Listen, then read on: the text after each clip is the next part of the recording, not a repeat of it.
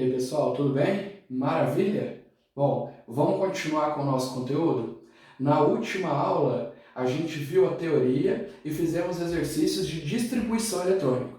Agora a gente vai entender como que a distribuição eletrônica está muito, mas muito relacionada com a tabela periódica, para depois a gente entender as propriedades da tabela periódica, tudo bem?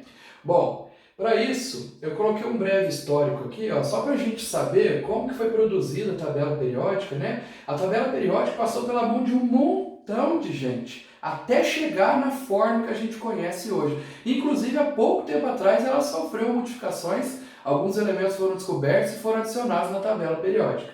Bom, eu não vou passar por todos os passos, senão esse vídeo vai ficar muito longo. E o objetivo, por enquanto, é mais a distribuição eletrônica do que a tabela periódica em si. Por isso que eu já começo aqui falando da forma mais próxima daquela que a gente conhece hoje, que foi desenvolvida por Mendeleev. Esse químico russo, ele é muito conhecido, muito famoso, inclusive nesse último ano que passou, a tabela periódica dele completou 150 anos. Ele desenvolveu aquilo que seria o mais banal, mas foi o mais eficiente na hora de tentar organizar os elementos químicos. Teve gente tentando organizar elementos de tudo que é jeito que vocês podem imaginar, até seguindo notas musicais. Mas ele falou, por que a gente não organiza em colunas e linhas, como se fosse uma matriz? E aí, pessoal, o negócio começou a funcionar.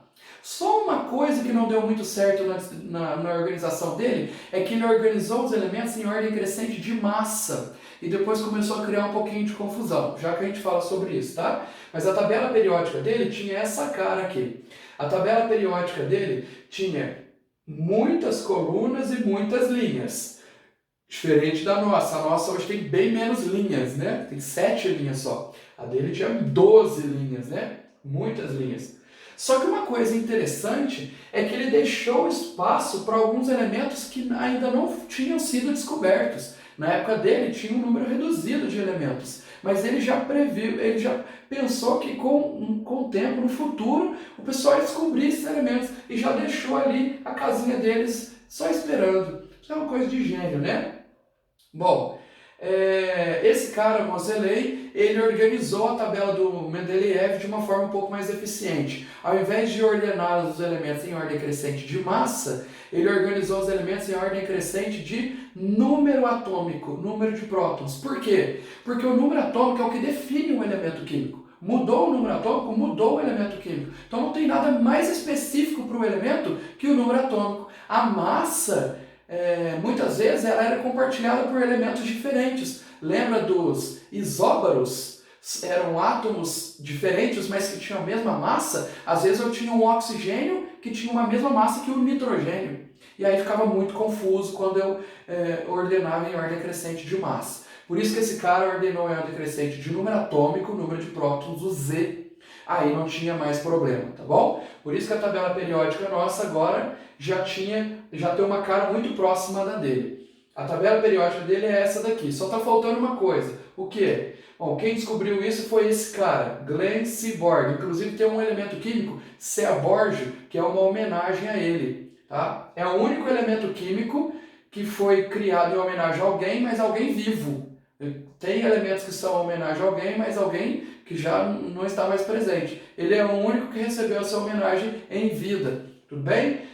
O que ele propôs? Ele percebeu que alguns elementos queriam ocupar a mesma casinha na tabela. E eu não podia enfiar vários elementos na mesma casinha. Só para vocês terem uma ideia, tinha uma casinha que tinha que receber 14 elementos. Todos eles entrariam ali de acordo com as suas propriedades. Então ele teve uma ideia mirabolante. Por que não representar esses elementos fora da tabela? Então todos esses elementos roxos queriam estar nessa casinha aqui e todos esses elementos vermelhos queriam ocupar essa casinha. Se eu simplesmente colocasse esses ali, ia detonar toda a minha tabela periódica, ela ia ficar toda deformada. Então ele colocou aqui fora.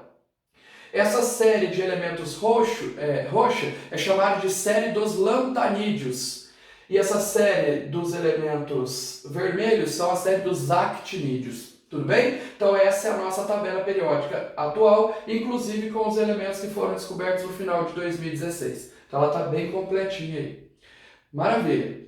Então, a tabela periódica atual, ela tem 7 linhas, mas a gente não chama de linhas, a gente chama de períodos ou série, tá? Então vamos acostumar com esses nomes. 7 períodos, 7 linhas. E 18 colunas verticais, mas a gente não chama de colunas, a gente chama de grupos ou famílias. Tem exercício que aparece coluna, mas a gente tem que acostumar com todos os nomes, porque cada hora ele vai falar de um jeito, a gente não pode perder um exercício por conta da nomenclatura. Maravilha. Existem as famílias A, já que a gente vai falar sobre eles, mas o mais importante é entender que eu tenho os períodos na horizontal, são 7 períodos, e as famílias na vertical são 18. Aqui ele ainda está dividindo em famílias A e famílias B. Inclusive esses daqui pertencem às famílias B, tá? Porque eles estariam bem na região aqui das famílias B. Seria essa região azul, tá vendo? Esses dois roxinhos aqui foram colocados aqui fora.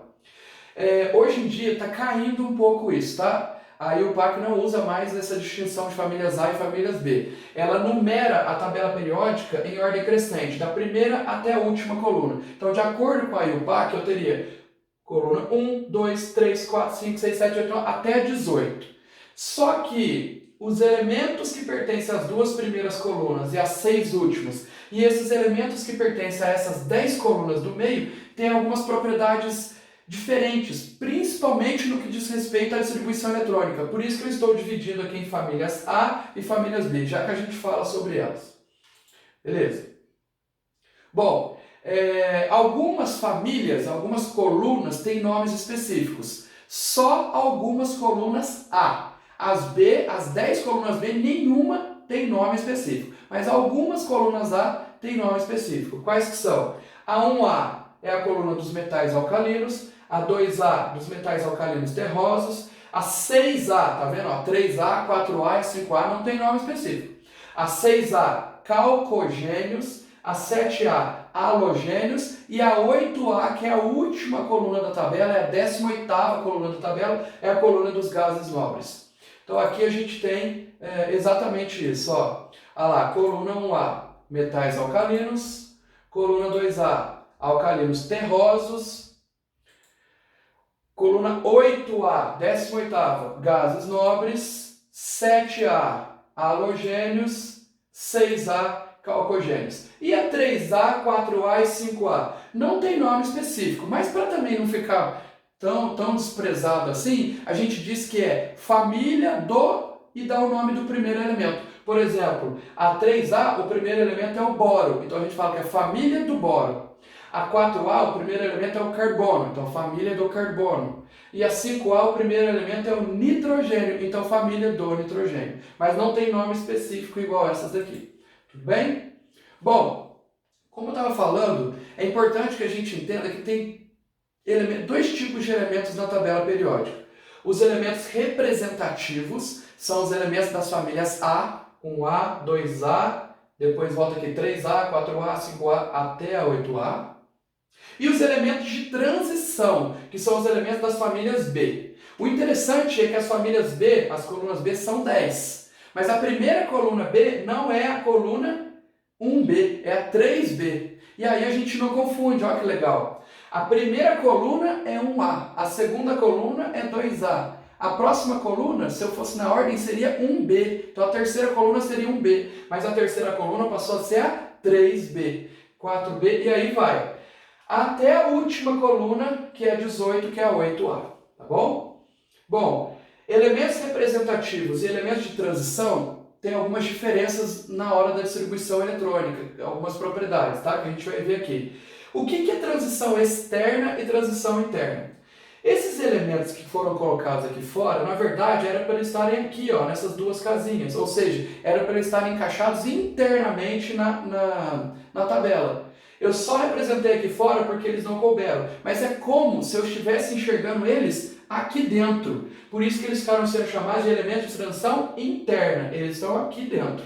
Apesar de ter colocado aqui fora. O pessoal confunde. Ah, tá lá fora, então é externo. Não. É com relação ao posicionamento, tá? Agora, os elementos de transição externa estão expostos aqui externamente na tabela. Eu coloquei aqui e já estão explícitos. por isso que são de transição externa, esses, e esse daqui é de interna, porque eles teriam que estar internamente naquela casinha ali.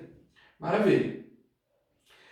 A tabela periódica, pessoal, está muito, mas muito relacionada com a distribuição eletrônica. Aqui eu coloquei um exemplo para vocês verem que cada casinha aqui tem um subnível mais energético específico. Então, dependendo da minha distribuição, eu já sei até onde o elemento se encontra na tabela periódica, tá bom? Bom, mas eu vou falar mais sobre isso, vocês não vão decorar tudo isso daqui. Então, eu vou falar algumas regras gerais para vocês resolverem qualquer exercício. Então, vamos lá. A tabela periódica, assim como o diagrama de Linus-Pauling, possui 7 camadas, 7 linhas. O diagrama também, né? Camada K, L, M, N, O, P e Q. Olha lá, 7 camadas, 7 níveis. A tabela também tem. E dentro desses 7 níveis, existem os subníveis. Eu acabei de colocar a figura cheia de S, P, D, F. Então, tem os 4 subníveis S, P, D, F. Igualzinho a distribuição eletrônica tem na tabela periódica. Bom, existem algumas regiões mais abrangentes que eu espero que seja um determinado subnível mais energético. O que é o subnível mais energético? Quando eu faço uma distribuição eletrônica, ela sempre termina. No subnível que ela terminou, ou o subnível que ela terminou, é o subnível mais energético. Então, olha só que legal. Os elementos que estão na primeira e na segunda coluna, coluna 1A e 2A, toda vez que eu fizer a distribuição eletrônica deles, ela sempre termina em S. Agora, se o S vai ter 1, 2 elétrons, aí a gente vai ver depois. Mas ela termina sempre em S. Tudo bem? Da coluna 3A até a 8A, que é a 13, 14, 15 até a 18, qualquer que seja esses elementos aqui dessa região aqui em laranja, sempre que eu fizer a distribuição eletrônica, ela termina em P. Não importa se o P vai ter 1, 2, 3, vai ser P1, P2, P3, P5, P6, não sei, mas ela termina em P. Isso já permite a gente concluir que elementos representativos, elementos das famílias A, têm a sua distribuição energética terminada em S ou P. Terminou em S ou P é elemento representativo de família A, tá bom? Bom, se terminar em D, é um elemento de transição, em F também. Mas para ser mais específico, se terminar em D, é elemento de transição externa, é família B. Só que está aqui, ó. É a região vermelha. E se terminou em F, é elemento de transição. Mas são as transições internas. Lembra que todos esses elementos em roxo gostariam de estar internamente aqui nessas casinhas aqui, ó. Por isso que são transição interna. Mas terminou em D ou em F, é elemento de transição. Não é elemento representativo mais. Então é família B. Bom, essa é uma questão muito importante. A gente vai precisar daqui a pouco saber se o elemento é representativo ou de transição para eu seguir com as regrinhas, para saber qual regrinha usar. Maravilha! Bom, isso aqui serve para todos os elementos, não importa se é elemento de transição, se é elemento representativo, se é externo, se é interno, não importa. Eu fiz a distribuição eletrônica, eu sei quantas camadas a distribuição eletrônica tem. Então você vai ter 1, 2, 3, 5, 7 camadas. O número de camadas que eu encontrei para aquele elemento na sua distribuição eletrônica indica em qual linha, em qual período ele se encontra. Olha aqui que legal. Se eu fiz a distribuição eletrônica de um determinado elemento e descobri que ele tem 3 camadas eletrônicas, ou a maior camada é a terceira, 3 camadas eletrônicas, quer dizer que ele está na terceira linha. Quem está na terceira linha tem como maior camada a camada M, que é a terceira. Se eu fiz a distribuição eletrônica e descobri que um elemento tem 7 camadas, a maior camada é a Q, é porque ele está na 7ª linha. Só que descobrir a linha não é suficiente. Porque olha só, vamos supor que eu descobri que um elemento tem 5 camadas. Que elemento que é esse? Não dá para saber. Olha quantos elementos estão na 5ª linha da tabela periódica. Olha quantos elementos tem como maior camada a camada O, a 5ª camada. Todos esses que eu destaquei em azul. Portanto, além de descobrir em qual linha que ele está, eu tenho que descobrir em qual coluna. Mas na hora de descobrir em qual coluna o elemento se encontra, eu preciso primeiro saber se ele é representativo ou de transição. Porque para descobrir a coluna, as regrinhas são específicas, tá bom? Então vamos lá. Como que eu determino as colunas? Primeiro, para os elementos representativos, para os elementos da família 1A, 2A, Aí pula as famílias B. 3A, 4A, 5A. Então, para os elementos das famílias A. O número de elétrons da camada de valência indica em qual família ele se localiza. Professor, fala em português. Basta olhar qual é a maior camada. A maior camada é chamada de camada de valência. Lembra que maior camada é diferente de subnível mais energético. Subnível mais energético é o último subnível da distribuição, que não precisa necessariamente ser a maior camada. A maior camada eu tenho que olhar a distribuição inteira e ver qual é a maior camada. Tudo bem? Às vezes ela está ali no meio, não está no final. Maravilha. Eu olho a maior camada, a camada de valência, e vejo quantos elétrons ela tem no total. Cuidado que às vezes a maior camada vem fragmentada lá na distribuição eletrônica. Às vezes tem um subnível da quarta camada, que é a maior que está aqui, e um outro aparece mais na frente. Então tem que juntar tudo, ver quantos elétrons tem total na camada de valência. Se eu souber quantos elétrons tem na camada de valência, eu sei em qual coluna ele está. Como assim? É simples. Se o cara tiver 5 elétrons na camada de valência, ele está na coluna 5A. Se ele tiver 3 elétrons na camada de valência, ele está na coluna 3A. Se ele tiver 1 elétron na camada de valência, ele está na coluna 1A. Se ele tiver 8 elétrons na camada de valência, ele está na coluna 8A. Mas isso só serve para elementos representativos. Se você pegar um elemento de transição e usar essa regra, você vai errar completamente. Professor, como que eu vou saber se o elemento é representativo? Acabamos de ver. Se terminou a distribuição em S ou P, o elemento é representativo. Se terminou a distribuição em D ou F, aí não é mais representativo. Tudo bem? Vamos localizar o cálcio na tabela periódica. O cálcio tem 20 prótons, portanto 20 elétrons, então tem que fazer a distribuição dos 20 elétrons. Como que ficaria a distribuição dele? Está aqui, ó, 1s2, 2s2, 2p6, 3s2, 3p6, 4s2. Então consultem o diagrama para vocês irem guardando, tá bom? Bom, ele tem primeira camada, segunda camada aparece aqui também, ó, 2 vezes, terceira camada também aparece 2 vezes e quarta camada. Qual é a maior camada? É a quarta. Então se ele está na quarta camada, ele tem 4 camadas. Então ele está na quarta linha da tabela. Então olha que legal. Eu já sei que a primeira coisa, antes de usar a regrinha, eu tenho que saber se ele é representativo. A distribuição não terminou em S? Sim, então ele é representativo, porque se terminar em S ou P, ele é representativo. Então eu posso usar essa regrinha aí. Bom, qual é a maior camada? A maior camada é a camada 4.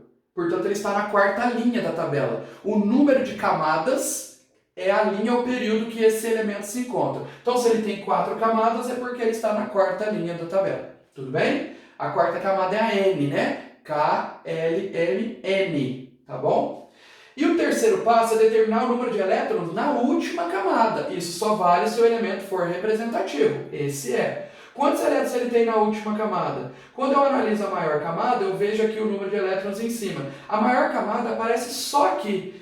Não aparece camada 4 em outra região aqui, então só tem aqui. Então ele só tem esses 2 elétrons. Como ele tem 2 elétrons, na última camada ele está na coluna 2A. Então o número de camadas indica a linha. Então ele tem 4 camadas, então ele está na quarta linha da tabela, quarto período. E o número de elétrons na maior camada indica a coluna. Como ele tem 2 elétrons apenas na maior camada, ele está na coluna 2A. Vamos ver isso aqui na tabela? Então ele tem que estar na quarta linha, ó, a quarta linha é essa. Olha o tanto de elemento que tem. Só conhecer a linha não é suficiente. Mas ele está na coluna 2A. Aí a coluna 2A. Aí cruzei coluna com linha, deu qual elemento? O cálcio. Então tá aí. Essa é a posição dele na tabela. Tá joia?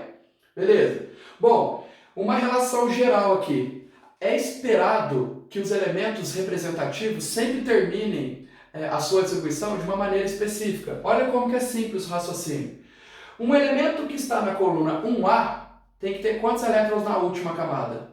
1. O número de elétrons da camada indica em qual família A ele está. Se ele está na coluna 1A, ele tem 1 elétron na camada de valência. Por isso que é esperado que a distribuição dele termine em S1. Por que S1? Porque o S armazena até 2 elétrons, mas ele precisa ter apenas 1. Então o S dá conta. E o N, o que é esse N? O N é a camada de valência dele, que pode ser a primeira, a segunda, a terceira, então vai depender da linha que ele está na tabela periódica. Se ele estiver na terceira linha, na coluna 1A, vai terminar em 3S1 a distribuição dele. Tudo bem? Vamos pegar um outro aqui, ó, um elemento da coluna 5A. Um elemento da coluna 5A tem quantos elétrons na camada de valência? 5. Então, se eu colocasse apenas o subnível S, eu não conseguiria guardar esses 5 elétrons, porque o S armazena apenas 2. Então, eu vou guardar os 2 no S e vou pegar o P com 3. Então, se um elemento estiver na coluna 5A, ele vai terminar sempre em S2, P3. Esse N, mais uma vez, indica em qual linha que ele está na tabela. Se ele estiver na quarta linha da tabela, termina em 4S2, 4P3. Aí a maior camada vai ter 2 mais 3, 5 elétrons. Tudo bem? Então essa é uma distribuição na camada de valência para cada uma das famílias A. Mais uma vez, isso só serve para as famílias A, ou seja, a distribuição termina em S ou em P. Tá bom? E para as famílias B, professor? Para as famílias B é um pouquinho diferente. Bom, primeiro que as famílias B têm dois tipos, os metais de transição externa e de transição interna. Vamos ver primeiro os elementos de transição externa. Toda vez que eu tiver um elemento de transição externa, a distribuição vai terminar em D. D. A gente viu lá naquela tabelinha lá as regiões S, P, D e F. A transição externa é D. Quantas colunas B, quantas famílias B eu tenho? São 10. Por isso que tem que terminar em D, porque o D armazena até 10 elétrons. Então olha que legal. Se terminar em D1, quer dizer que esse elemento está na primeira família B. Não é a primeira família da tabela, é a primeira família B. Se terminar em D5, quer dizer que esse elemento está na quinta família B e não na quinta família da tabela. A gente olha só as famílias B e conta de 1 até 10. Tudo bem? Bom, para a gente entender melhor, vamos ver esses exemplos aqui, ó. Olha o níquel, que tem 28 elétrons. Eu fiz a distribuição eletrônica dele. A distribuição eletrônica dele terminou em qual subnível? D. Ah, então ele é um elemento de transição externa. Maravilha. Terminou em D8. Quantos elétrons tem no subnível D? 8. Então ele está na oitava família B, não é a oitava família da tabela. Eu esqueço todas as outras famílias da tabela, olho só nas famílias B. Ele está na oitava família B. Tudo bem? Em qual linha que ele está? Bom, a regra das linhas serve para qualquer elemento, não serve só para representativo ou de transição. Qual é a maior camada que eu tenho aqui? É a terceira? Não. Olha que perigo. Ó. Aqui atrás, esse subnível está em qual camada? Na quarta. Então a maior camada é a quarta. Então quer dizer que esse cara tem 4 camadas. Então ele está na quarta linha da tabela, na oitava coluna B. Tudo bem? Esse daqui, o ítrio, 39 elétrons. Fiz a distribuição dele, terminou em 4D1. Bom, se terminou em D, é um elemento de transição externa. Terminou com D? Com quantos elétrons? Com 1. Então, eu esqueço as famílias A e olho só nas 10 famílias B. Como tem 1 elétron, ele está na primeira família B. Tudo bem? E qual é a maior camada dele? É a quarta? Não. Aqui atrás, ó, tem um subnível que está em qual camada? Na quinta. Então, ele vai fazer parte da quinta linha da tabela. Então, a maior camada indica em qual linha o elemento está. É o número de linhas, é o número de camadas. E nesse caso, eu não conto o número de elétrons da maior camada. Eu conto o número de elétrons do último subnível D. Tá bom? Então são regras diferentes para os elementos representativos e para os elementos de transição. Vamos ver isso aqui na prática. Olha como é que é simples. Então, olha lá, ó, reforçando. Maior camada, quarta. Então está no quarto período, quarta linha. O último subnível D tem 8 elétrons. Então ele está na oitava família B. Esse daqui, maior camada, é a quinta. Então, quinto período. Mas o subnível D, o final, tem 1 elétron. Então está na primeira família B. Vamos encontrar os dois na tabela. Ó, o níquel tem que estar no quarto período porque tem 4 camadas. Primeiro, vamos olhar só as famílias B. Então, eu vou ignorar essa e essa família aqui. Então, eu vou olhar apenas as famílias B, tá? ele tem que estar na quarta linha da tabela. 1, 2, 3, 4. Então, quarta linha da tabela. Em qual família B? Na oitava. Eu esqueço as famílias A e conto as famílias B até chegar na oitava. Ó, essa é a primeira, essa é a segunda, terceira, quarta, quinta, sexta, sétima, oitava. Aqui ele, ó. Ele está bem na oitava família B, tá bom? A oitava família B não é a oitava família da tabela. Eu já não tenho duas colunas aqui antes, colunas A, então nesse caso ela seria a 10ª coluna da tabela. Mas quando eu estou olhando apenas nas famílias B, ela é a oitava família B. Tudo bem? Vamos ver o outro, ó, se dá certo. Esse cara ele está termina em 5S2, 4D1. Então ele está no quinto período, porque ele tem 5 camadas. Então o número de camadas é a linha que está, isso serve para qualquer elemento, seja A ou B. Mas como ele terminou em D, é de transição, então ele está na primeira família B, porque ele tem um elétron no subnível D. Tá bom? Então eu esqueço as colunas A, olho apenas nas famílias B, olho, pego o quinto período, aqui o quinto período, ó. Quinto período, e pego a primeira família B. A primeira família B é essa. A primeira família da tabela é essa. Mas a primeira família B é essa daqui. Então ele está ali, ó, o ítrio. Tudo bem? Bom, e se for um lantanídeo ou actinídeo? Se for desses elementos aqui fora? É idêntico ao... muito parecido, na verdade, ao que eu acabei de falar para os elementos de transição externa. Só que ao invés de terminar em D, termina em F. Então, se terminar em F3, o cara vai estar na terceira família daqui de baixo. Então, você conta 3, F3. Tá bom? Beleza. Bom, pessoal, com isso a gente terminou a distribuição eletrônica, a parte teórica.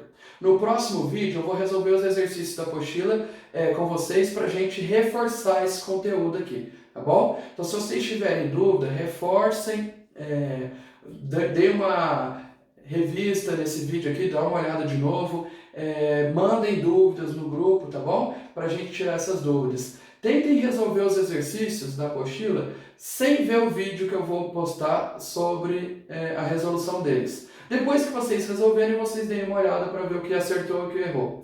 Tudo bem? Então, até a próxima, até o próximo vídeo com os exercícios. Obrigado, pessoal!